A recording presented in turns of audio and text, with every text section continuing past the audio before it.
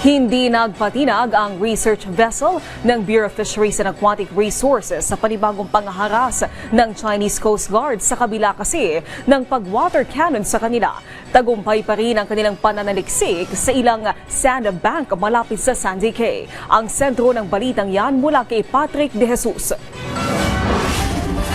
Ito ang pambobomba ng China Coast Guard ng water cannon sa scientific research vessel ng Bureau of Fisheries and Aquatic Resources o BIFAR sa West Philippine Sea. Nangyari ang insidente nitong Miyerkules, pasado alas 9 ng umaga, habang sinasagawa ang isang marine scientific research mission sa paligid ng Sandy Cay o Pag-asa K2 sa pangunguna ng Filipino scientific team na sakay ng BRP Datu Sanday at BRP Datu Pagbuwaya. China's Coast Guard mission number 21559. This is MMOB 3002. BRP Datu Sanday, Bureau of Fisheries and Aquatic Resources. Dahil sa insidente, nasira ang port bow at smokestack ng BRP Datu Sanday. Kinondena ng BIFAR ang pinakabagong harassment ng China.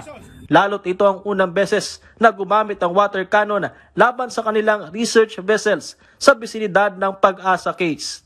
Nalagay rin sa panganib ang mga sakay ng barko.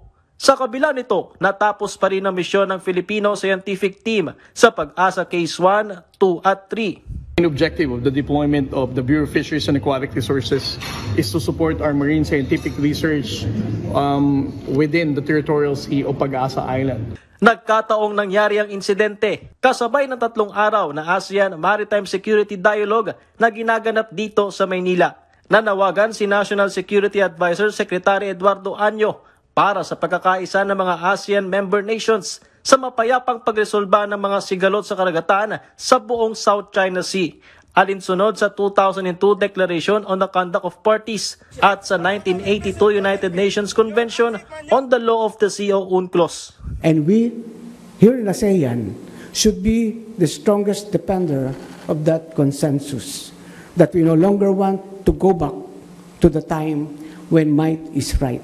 Naninindigan ng Pilipinas sa pagbuo ng South China Sea Code of Conduct na naayon sa international law. Layon ng kasunduang ito na mapagtibay sa susunod na taon kasama ang China, kung saan ang Pilipinas ang magsisilbing chairman at host country ng ASEAN Summit. Any proposal or attempt to exclude, sideline, or create exemptions to UNCLOS and the broader framework of international law in the proposed COC mechanism reflects a lack of genuine intent and sincerity. Cannot have rules there that would, for example, impair the arbitral award or impair the right of the Philippines to have resort to the dispute settlement mechanisms under UNCLOS. Patrick De Jesus para sa Pambansang TV sa Bagong Pilipinas.